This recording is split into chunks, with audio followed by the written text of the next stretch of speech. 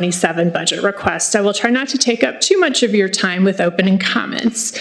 House Bill 5656 includes the office's proposed fiscal year 27 budget. The fiscal year 27 proposed GRF budget totals $5.28 million. GOMB's proposed fiscal 27 core GRF operations budget of $3.5 million is slightly larger than the size of the fiscal year 2000 operational appropriation, not adjusting for inflation. Additionally, we are requesting appropriations from the General Revenue Fund to support units outside of GOMB's original core mission, including newer costs related to federal reporting through the CFA and single audit and the Annual Comprehensive Financial Report, or the ACFR Internal Controls Unit. We are requesting funding to continue to support the ACFR Internal Control Unit and GOMB to support the state through the Auditor General's switch to a statewide ACFR audit and then through future audits. GOMB's unit helps coordinate the governor's agencies for the statewide financial audit and to advise and assist agencies in improving internal controls related to the state's financial statements and reporting. The fiscal year 27 all funds proposed budget is $769.4 million, an increase of approximately $125 million from fiscal year 26, but almost all of that is for the expected debt service payments to the Build Illinois trustee for Build Illinois bonds. Of the total appropriation, 99.3% is requested from other state funds and is primarily for debt service payments on Build Illinois bonds.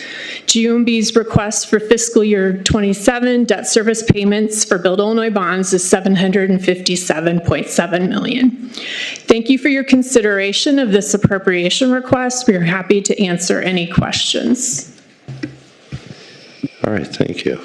Any questions from committee members? All right. Representative Deering and then Representative Deering first. Okay, thank you.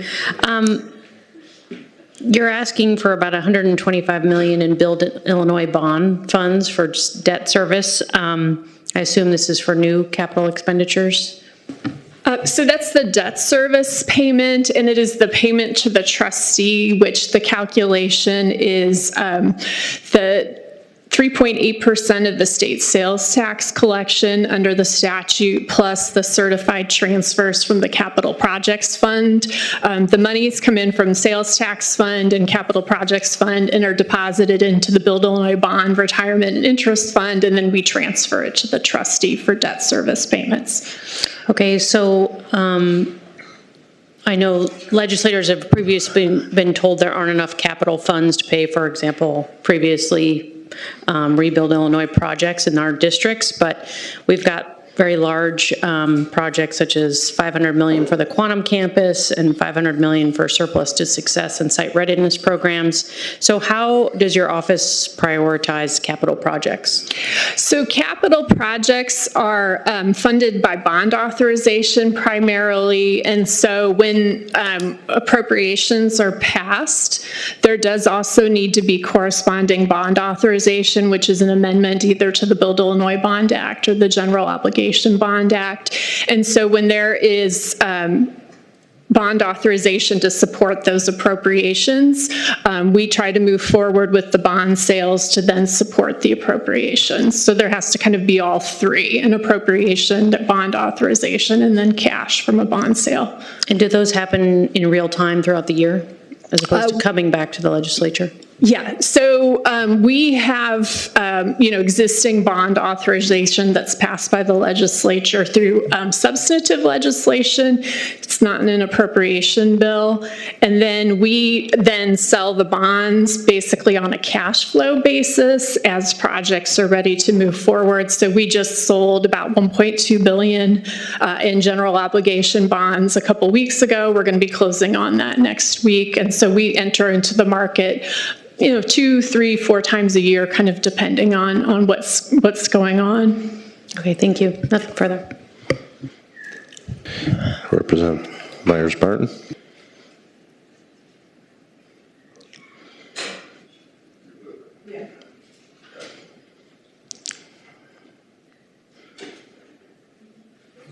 Representative Myers-Barton. Thank you, Chair. And thank you, Director, for being here. I just have one question and possibly two. So I see that the Youth Budget Commission, could you go into a little detail on that? Because I see that there's no ask or appropriation requested for them for FY27. Have they been eliminated, or just what is happening with the Youth Budget Commission? Right, so that commission was not funded in the fiscal year 26 budget, and the way the appropriation, or the way the statutory language was drafted was that if there wasn't an appropriation, there was not a commission, so that commission is currently not active. Yeah. Yeah. Then also, does the Office of Management and Budget have a BEP spend? We do we have details we can send? Yeah, we'll have to send those to you, yeah. Do? We have, we have a few contracts. We're a really small agency. We're mostly, personal services, but we have a few contracts for auditing purposes, and we can get you details on that. Okay, thank you. Yeah, of course. Any other questions from committee members? All right, seeing none, thank you. Thank you. Have a good evening.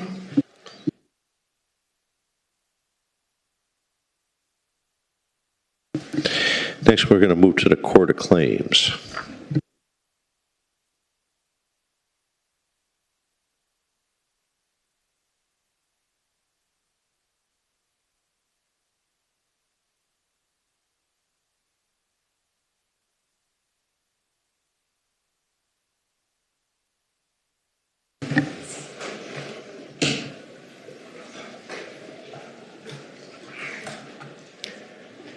Whenever you're ready, you can proceed. Thank you. Good evening, Mr. Chairperson and other committee members. My name is Brad Bucher. I'm what's called the Court Administrator of the Illinois Court of Claims. I have with me today our Fiscal Officer, Lisa Robinson. The Court of Claims, just as a very brief preview of what we are made up of 7 judges appointed by the Governor's Office. We have 16 commissioners, and we have a group of judge law clerks, and each of those positions are considered part-time positions. And then we have 6 full-time positions at our home office. The Court of Claims exists to adjudicate claims that are made against the state of Illinois, and we have over 6,000, in between 7,000 and 8,000 claims filed every year. Our jurisdiction is quite broad. We handle litigation against the state. We adjudicate the lapsed appropriation process, the Crime Victim Compensation Act in partnership with the Attorney General's Office. We handle line of duty Compensation Act claims, claims for unjust imprisonment, and back wage claims that exceed CMS's jurisdiction. We're very similar in other state or federal courts in that we make decisions on the merits of each of these claims, but we're unique in that when a claim is actually found to be meritorious, we pay the claim. I am pleased to announce, or pleased to report, that we've had some significant technology improvements since we last met. We now have an electronic filing system. So the parties now are not having to mail in an original plus 3 copies like we've done for decades. They can be a registered user on our new e-file system, and those are real-time filings. The Attorney General's Office responds in all of our cases. They are also able to real-time file and review their dockets, and our court orders are going out instantaneously as well. It's been a nice improvement. We also partnered with DoIT in a new vouchering system that is enabling us to better keep track of the 5,000 or so vouchers that we generate every year. And get those paid on a more expedient basis as well. Our budget for '27 is fairly typical. The only, less than 3% of our budget is for our operations. The greater than 97% is for our anticipated awards that we think next year that will likely to be made. I have a small increase in our operations budget to pay for the additional cost of the new vouchering system I spoke of. And all the other shuffling around is, again, just trying to anticipate what our awards will be for 2027. I'm happy to answer any questions you have. All right, thank you. Any questions from committee members? And then could you say your name again for the record, just so it's clear? Brad Bucher. It's Okay. Bucher. All right, Representative Deering? Thank you. Do you have any current openings, staffing openings? We do. Vacancies, I should say. We have no full-time openings. We have capacity for 16 commissioners. Right now, we're only at 12. In the last 12 months, we've had 2 retirements and 1 unfortunate untimely death. So we are working to fill those commissioner spots. And that's all we have. The other part-time positions, we have the judges, clerks. Those are, each judge could have up to 2 clerks. Some of them have 2, some of them have 1. So I don't really consider those vacancies. Understood. And can you help me, claims other than CV?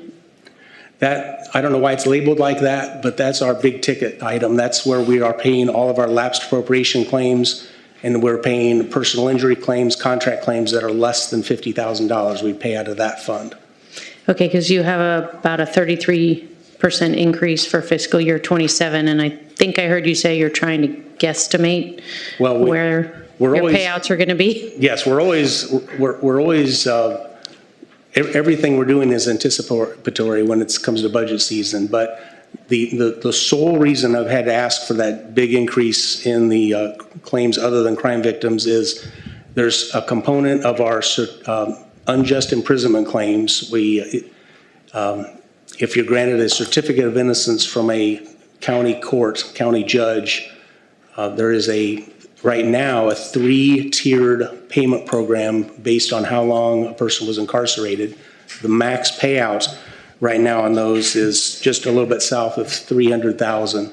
There's legislation pending. In fact, the Senate issued a resolution in December, I believe, asking the Court of Claims to reach out to existing claimants, people that had certificates of innocence issued to them that we had not yet adjudicated.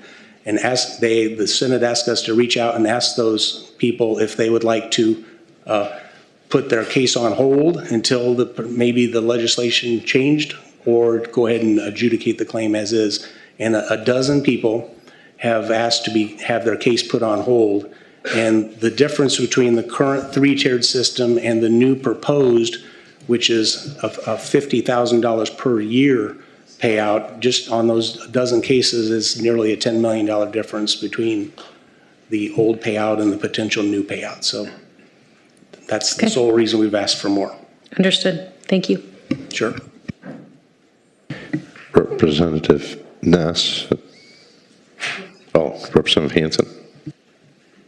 Thank you, Mr. Chairman, and thank you for your presentation. Sure. Just for our own knowledge, how is the Chief Justice selected or appointed? It's showing in our roster here that spot is vacant and just... No, we don't have any judge vacancies. The judges are all appointed by the governor, confirmed by the Senate. Our chief judge, he is in the 4th year of a 6-year term. Thank you. So we have no vacancies. Thank you. Sure. Representative Ness. Thank you, Chair. Good evening. I'm curious, we had the Supreme Court here a few weeks ago, and they talked about the cost of translation services, and I'm just curious, I don't really see it in our analysis, but how do you manage or deal with, different languages and translation services?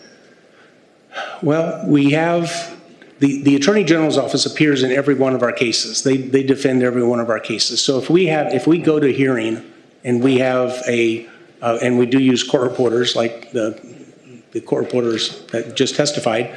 But if there's a necessity for an interpreter to be present at the hearing, we'll work in conjunction with the Attorney General's office to make sure that happens. So that comes out of their budget and not yours? It depends. The way that court reporters and I suppose interpreters are paid is the state agency that the claim is against pays for that.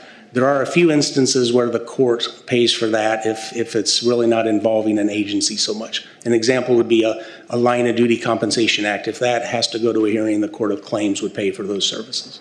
Okay. I know that they talked about how, that is a big driver of cost, and it's, it can be very expensive because you're dealing with so many different languages. So I was curious about that. My second question, you're located here in Springfield, right? We are, just So- right across the parking lot.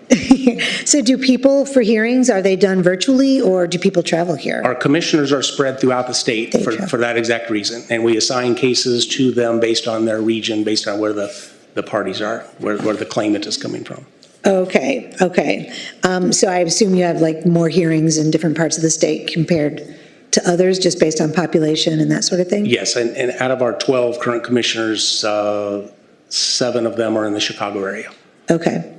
My last question is related to so I understand with the payouts and not always knowing how much, are your payouts, are your funds, are they recurring funds or revolving funds, or is it just every year you just reappropriate the money? Every If you don't use it all? It lapses. Okay. Yep. Okay, so has there ever been, or are there other funds in other places, like a victim compensation fund, for example, or victim of hate crimes? Do those get set up somewhere else and accrue over time, or would that help mitigate some of the things you talked about in trying to figure out? Well, no, I don't know that there would really ever be a way to forecast exactly what our claims are going, or what our awards are going to be for the next year, but we do, over the history of time, a very large portion of our money going out is we're paying the last year's bills from the state agencies that their funds lapsed and the vendors didn't get paid. So it's very consistent. We get in between 3,000 and 3,500 claims dealing in lapsed appropriations every year. And although the dollar amounts can vary widely, it's the money we're asking for has always been able to cover those. So. Okay. Well, thank you for that. No further questions. Sure. Any other questions? I'm seeing none. Thank you. Thank you very much. Have a good evening.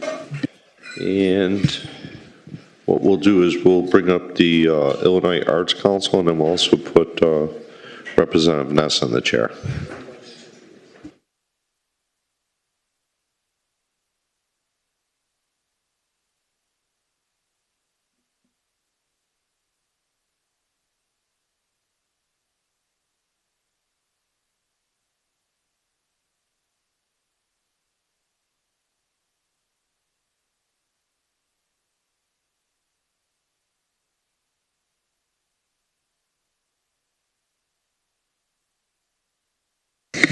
Whenever you're ready, go ahead. Just state your name for the record, please. Absolutely. Thank you. Thank you so much for having us. My name is Joshua Davis-Ruperto. I'm the Executive Director of the Illinois Arts Council, and I am joined by Sandra Velasquez, our Chief Financial Officer, Teresa Davis, our Director of Strategic Partnerships, and Encarnacion Terrell, our Deputy Director.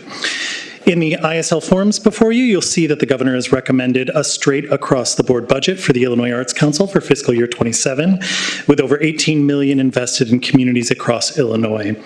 As a reminder, our budget also includes pass-through line item funding for both the Illinois Humanities and for public radio and television. Over the past few fiscal years, the IAC has implemented major changes to our granting opportunities, focusing primarily on geographical distribution of dollars and simplifying the application process while remaining good stewards of public funds. Last year marked the beginning of the shift to the new regional model. This allows our program directors to oversee entire ecosystems and build relationships with local officials, mayors, offices of tourism, chambers of commerce, and the small businesses and individuals that make up those communities. This also allows for more hands-on grant writing workshops throughout the state and one-on-one interactions with our constituents. We've also focused on partnering with legislators to hold town hall meetings and workshops, informing their constituents of these opportunities. If you are interested in working with our staff, please let us know. We'd love to come to your community. From this work, we have seen a 120% increase in applications received, with 91% of those coming from outside of Chicago. We've funded over 1,650 small and mid-sized businesses and nearly 250 entrepreneurs. We've invested $2.2 million in Illinois schools around the state and nearly $1 million in youth employment opportunities. As a reminder, the Illinois Arts Council does annually receive federal funding from the National Endowment for the Arts. In fiscal year 26, we received $1.14 million, and we anticipate similar funding in the year ahead, though the President's budget has recommended a significant cut to the National Endowment for the Arts, so we will have to see how that plays out. In the budget this year, you will also see a new line that grants spending authority for a very modest grant we were awarded that helps support our ongoing work in arts, aging, and health. At this time, we do not anticipate those funds being offered to us again in the future. I would also like to mention that the arts are not only a cultural asset, but they're also a powerful economic engine. Across our state, these small businesses generate billions in economic activity, support jobs, drive tourism, and aid in neighborhood revitalization. In both urban and rural settings, the creative sector strengthens local economies by attracting talent, increasing foot traffic for nearby businesses, and transforming communities into places where people want to live and work. Lastly, I think it is important for you to understand that the creative sector continues to struggle.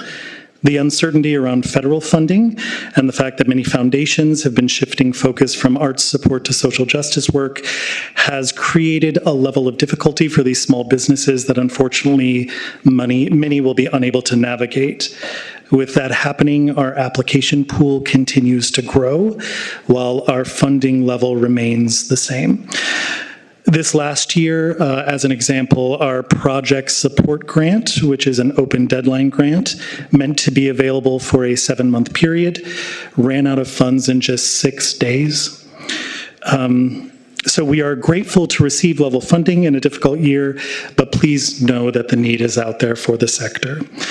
With our relatively modest budget, we do have a significant impact on Illinois' economy, and we hope to continue that work in fiscal year 27. So thank you, and please let us know if you have any questions at this time. Thank you very much. Before we get to questions, Clerk, can you please add Minority Spokesperson Ellick to the roll, please? With that, are there questions from the committee? Representative Deering. Thank you. It's not really a question, just a comment. You and your staff did take the time to come to my office and shared this information with me, recognizing that 2 of the 4 counties that I serve have had no funding opportunities. I was sort of given a carte blanche opportunity to look for some of those connections, and so I look forward to the work being done there. But I thank you very much for your proactive approach to serving all Illinois. Absolutely. It's definitely been our focus over the last couple of years, so thank you. Other questions? Well, I guess I have a couple of questions and just, observations as well. And I appreciate every time one of a grant is awarded in my district, and I saw the list, we have a couple that have been around for a long time, and I think they know what they're doing, and they, continue to do good work. They're always so excited and let me know. And I appreciate the connection that, these small organizations have to the state and to the Arts Council. And I think that speaks to the work that you've done to make sure that you make those connections and continue to grow it. So it does add so much to our communities and to the young people that get inspired to go and pursue the arts. I think that's an additional benefit and bonus for all of us. So I appreciate everything that you're doing, especially in this current climate. I was going to ask about federal funding, but you talked about it in your opening. So the only other thing that I'll really ask is, just looking at a payroll, you have a pretty small head count, but can you just say a little bit about what your head count is and kind of some of the work that you do? Yeah, absolutely. Right now, I think our head count is 21. I will say, though, we have, I think this is true of probably a lot of agencies, about 20% of our staff right now is retirement age.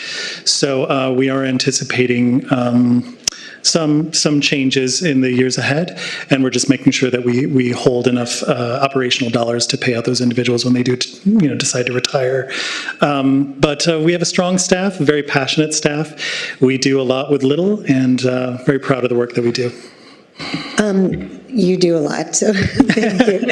And then I guess my last question would be, I know that a lot of the organizations you serve also seek out grants from other organizations and nonprofits and that sort of thing. I'm short, so you just okay, I know, I get it. So, me as well, don't feel bad. Is there any level or connection for you as a state connecting in some of those larger, perhaps philanthropic groups? Absolutely, yeah. Actually, Teresa Davis here, our Director of Strategic Partnerships, is working closely with a lot of those organizations, a lot of those foundations and different funding organizations. I will say, though, that is those opportunities are available in our urban settings, especially Chicago, but for a lot of the rural communities and downstate communities, sometimes we're the only opportunity for funding for some of these organizations. Yeah. So they rely pretty heavily on the state partnership. Yeah, appreciate that. And I see that you have 21 private citizens on your council. Yes. And just as a makeup, are they from all over the state, or are they concentrated in any one area? Well, we are working on that right now. So historically, they've been governor appointees.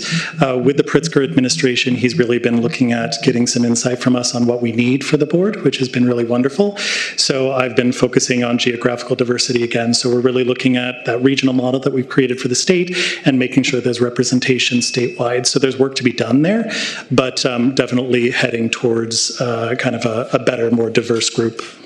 And how often do you meet, or do they meet? They meet 3 times a year, but we also have committee meetings throughout the year that they participate in. And I think I know the answer, but they're not paid, are they? No, they're all private citizens. And they are the ones that make the decisions about awards? Well, internally, we will do, obviously, a review process for all the applications that come in. We also sometimes partner with experts from the field to do reviews of those grants to determine kind of what makes the most sense. And then they will get the kind of final stamp approval. They approve all of the grants before they go out to the constituents. Great. Well, thank you so much. I have no further questions, and I see the chair just came in, so read it back in the chair. Thank you. Thank you. All right. Rita's back in the chair. Any other questions? All right. Thank you very much. Thank you so much.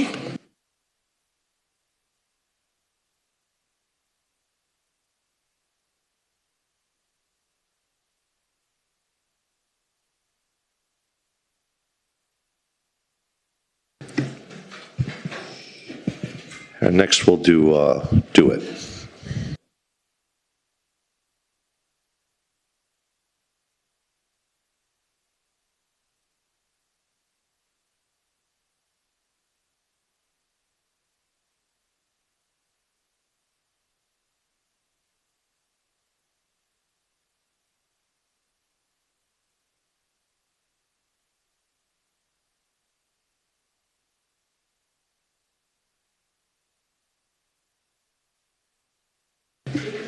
And whenever you're ready, you could start. All right, thank you. Good evening, I guess it is at this point, right? Time, Chair, Vice Chair, Minority Spokesperson, and distinguished members of the committee. My name is Brandon Regal, and I'm honored to serve as Acting Secretary for the Illinois Department of Innovation and Technology, or DOIT.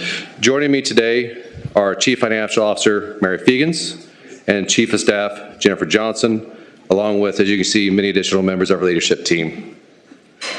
DOIT is a centralized technology organization statutorily charged with providing information technology services to 36 executive branch agencies.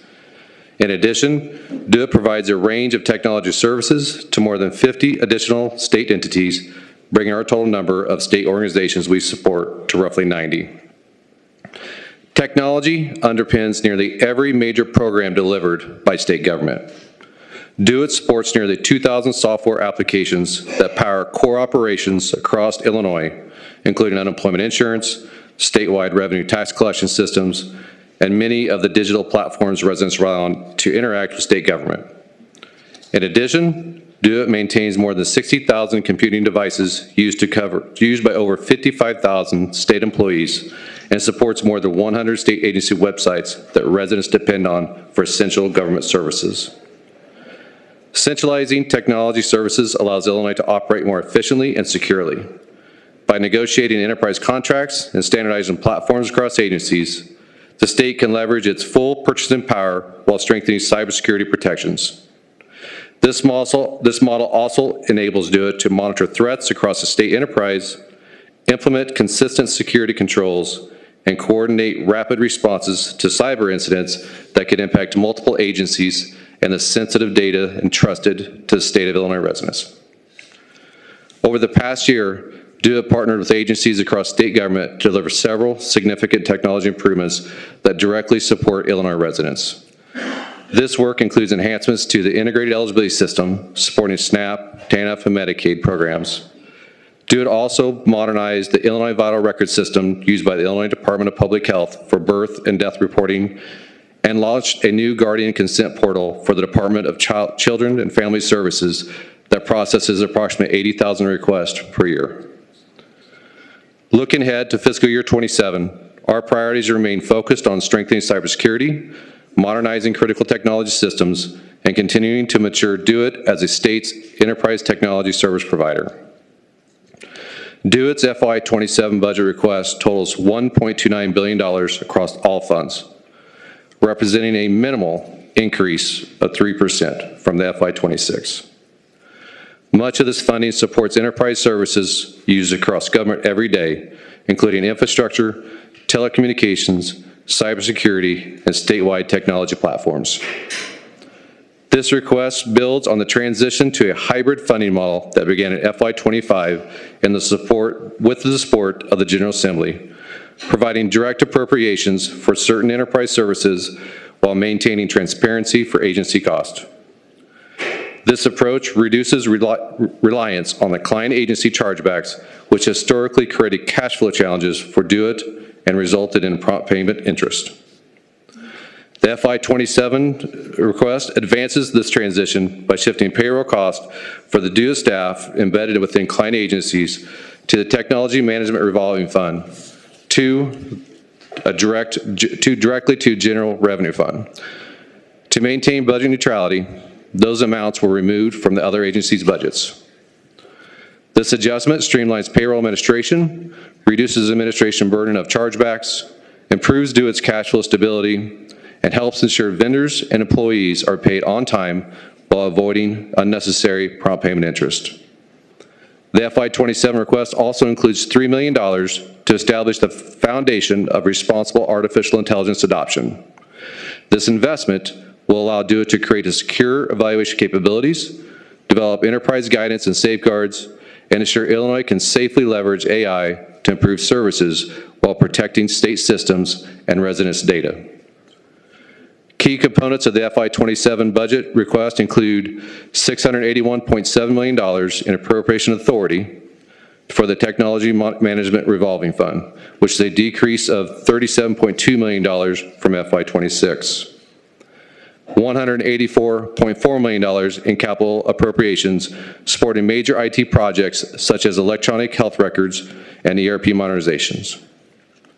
$393.4 million from the General Revenue Fund, which is an increase of $103.5 million from FY26. This increase reflects the payroll transitions previously mentioned, along with continued contractual growth and the funding for the Cybersecurity Liaison Program. Our goal is to ensure the state of Illinois has secure, reliable, and modern technology systems that allow agencies to deliver services effectively and maintain the trust of the people we serve. Thank you for your continued support. We are happy to answer any questions you may have.